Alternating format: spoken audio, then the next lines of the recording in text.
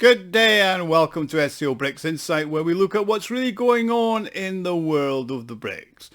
Now, the Russian survey company Vitissimo has just recently released some for me were very remarkable statistics. I mean, despite the many challenges they face, the general population of Russia are experiencing a high historic in optimism. In the survey, only 5% of Russians have expressed a desire to leave the motherland, while 93% are firmly committed to staying in the country. Only 2% have not yet made a decision. Now, this is a significant turning point. I mean, the aspiring dream of previous generations has withered, dried up and crumbled to dust. I mean, the Russian people have lost the aspiration to drop everything, walk off into the sunset, and somehow magically find themselves happily ensconced in New York, Monaco, Berlin, London, Paris or Rome. After all, let's be honest, this was the dream that most people had back in the days of the Soviet Union. I mean, following the collapse of the Soviet Union, almost half the country's population had aspirations to travel and live abroad, with a particular focus on Europe and the USA. I mean, this aspiration became a marker of social success.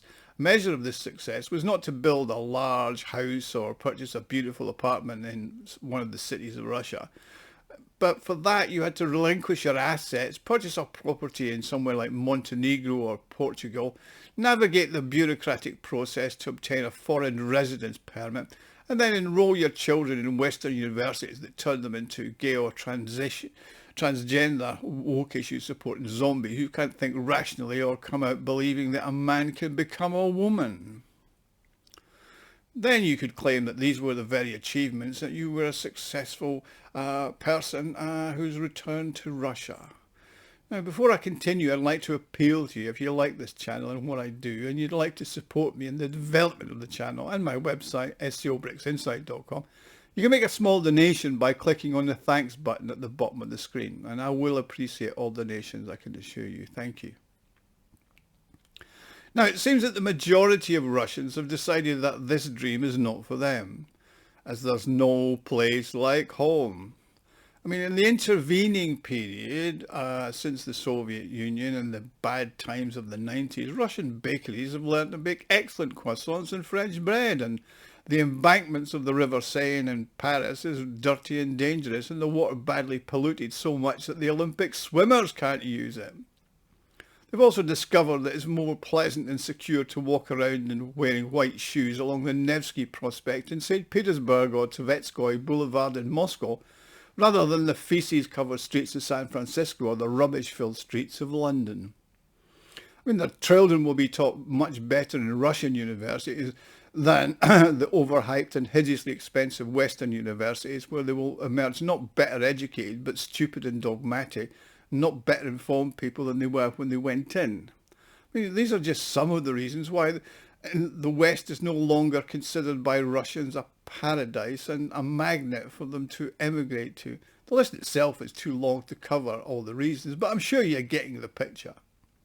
I mean, the final obstacle to the emigration project was what happened to those who decided to escape from Russia after the beginning of the special military operation in the Ukraine in 2022. I mean, it's paradoxical that the very transparency of the information battle the West has created over social media has become a barrier to the implementation of the Western ideas and values in Russia.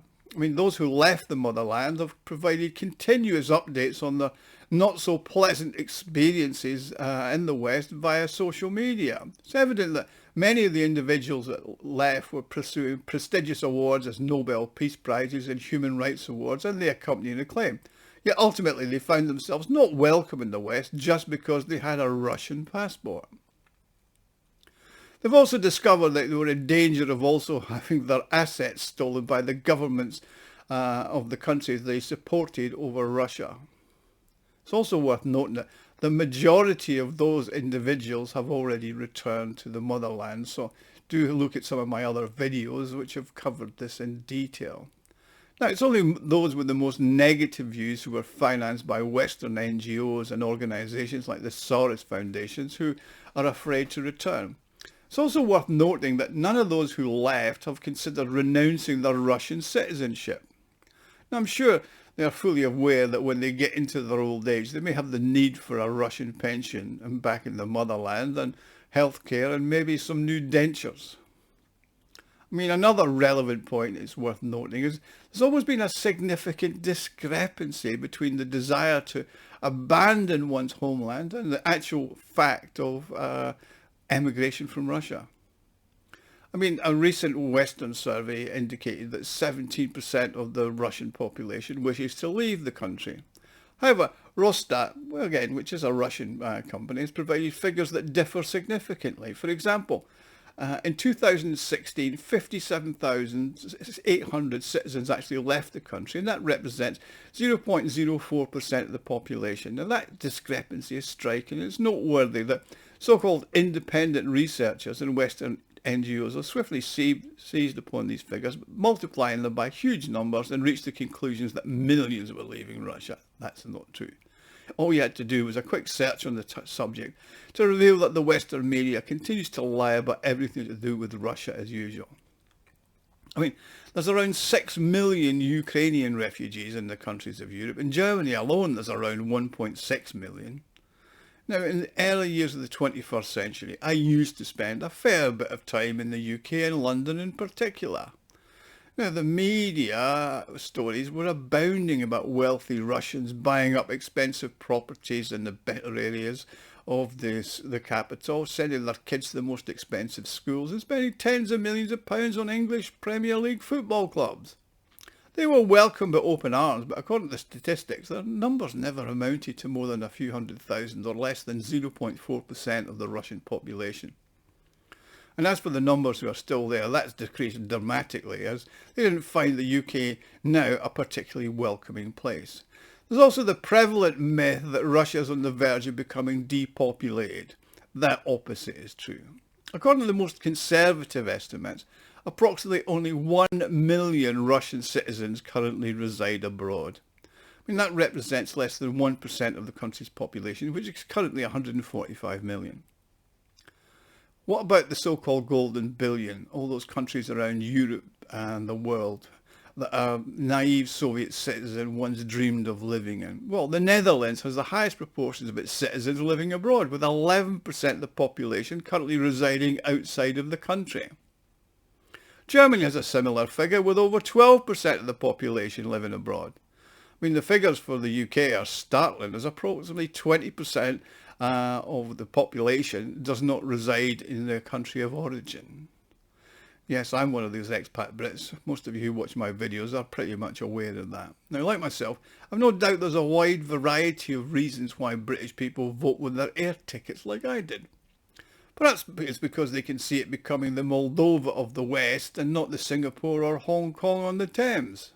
I mean, Italy used to be the ultimate dream destination for many Russian people, and approximately 10% of the Russian diaspora expat population live and work there. But just look at Ukraine. It's lost millions of its citizens in the past 2 years. Or even the Baltic states, which are losing a steady percentage of their population every year, and it's all the young people. I mean, the Baltic states of Estonia, Latvia and Lithuania have actually lost more than a third of their population since 1991, when they gained independence from the Soviet Union. Now, it's not hard to understand those who've been forced to leave. I mean, these are the countries where they've embraced the concept of immigration, as the opportunities are not there. And unlike Russia, they're totally limited. I mean, even the residents of the so-called the golden billion in Europe are passionate about leaving everything behind and starting a new life elsewhere. I mean, a recent survey in France revealed that 54% of the French youth intend leaving their homeland after they complete their education. Now, if we consider the French population as a whole, potential immigrants represent 1/3 of their population.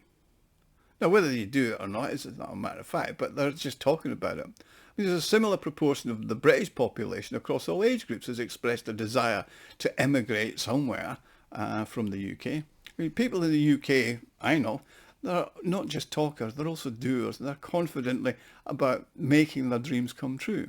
I mean, annually, approximately 500,000 British citizens depart from the United Kingdom in the pursuit of a superior quality of life.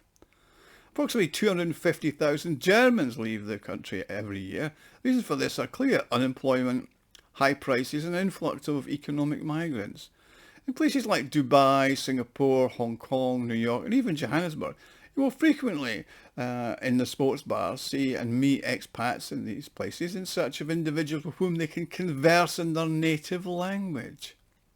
I mean, these people appear to be happy but unhappy because they're deprived of the main human joy to live, work and achieve success in the country where they were born. Now, while it's possible to create any number of happiness indices and to achieve success in all categories, the most reliable indicator of a population's well-being and confidence in the future of the country is the number of people who do not wish to leave their homeland. I mean, Russia currently ranks among the top global performers in this area, with a high degree of social mobility. I mean, so just remember, when you read in the Western media that people are flocking to leave Russia, just laugh, as it's the media gaslighting you again and spreading its Russophobic narrative. I mean, just remember, if Russia did not exist, the West would have to invent it. And without a serious bogeyman like the Russian threat, the most profitable companies, which are the military-industrial complex, that also feeds their political structures and political campaigns, they would be lost without the existence of Russia. Anyway, thank you for watching. Please like and subscribe, and if you enjoyed this video, you can help me fund the channel and the website SCOBRICSinsight.com by clicking on the thanks button and making a small donation. I would really appreciate that. Now, thank you, and I'll see you all again soon.